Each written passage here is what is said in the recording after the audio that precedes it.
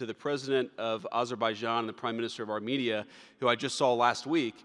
Thank you all for making it possible and for showing what real leadership can accomplish. When you set aside weapons and killing and destruction and invest in your people and invest in prosperity, it can create great things. So thank you both for what you did. I think it showed great leadership.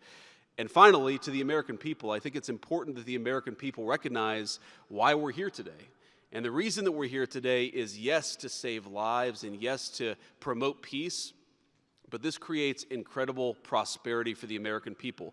The countries represented here represent trillions of dollars of investment in the United States of America that would not have been possible without this president's leadership and advocacy for peace. The economies here represent millions of American jobs of people who are receiving products built in American factories and made by American workers would not be possible without a focus on peace. So, Mr. President, while I think this is great for the world, I also think it's really, really great for the United States of America, so we're looking forward to the partnership. With that, I want to turn it over to the MC for the rest of the program, and that is our great press secretary, Carolyn Levitt. Thank you.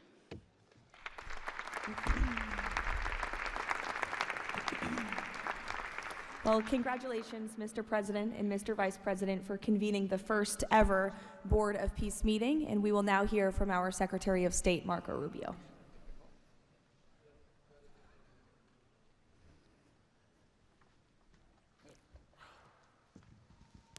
I'll be brief and to the point. We want to talk a little bit about the strategic vision of this organization and begin doing so by first acknowledging that we are here today because the President of the United States, Donald J. Trump, has both an ability and a willingness to use the power of his office to think outside the box. And that's why we're here today. This was a very unique crisis in Gaza, one that the existing international institutions could not solve or figure out. It needed a very specific type solution that required the partnership of all the nations that are here, including those that are here on an observer status. And we appreciate you coming today and being a part of this as well. And that's the point I want to drive home today, and soon you'll hear from Steve and Jared, who, by the way, deserve an incredible amount of credit for pulling this together and working countless hours and traveling all over the world. They truly deserve our appreciation and thanks for the work they've put in under the leadership of President Trump to make this possible.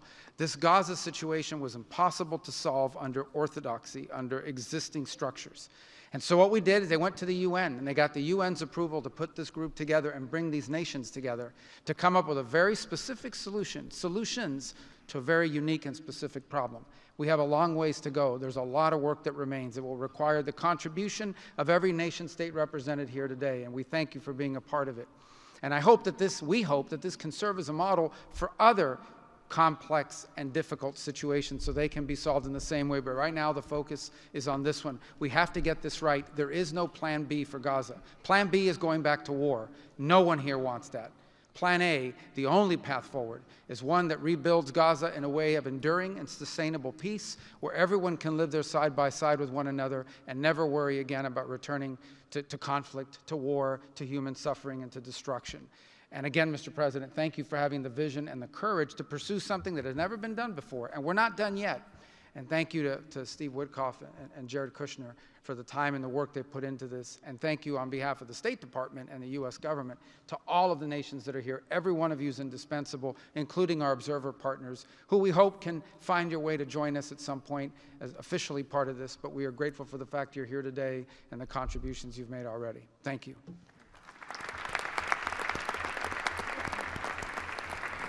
Thank you, Marco. We will now hear from our special envoy, Steve Witkoff.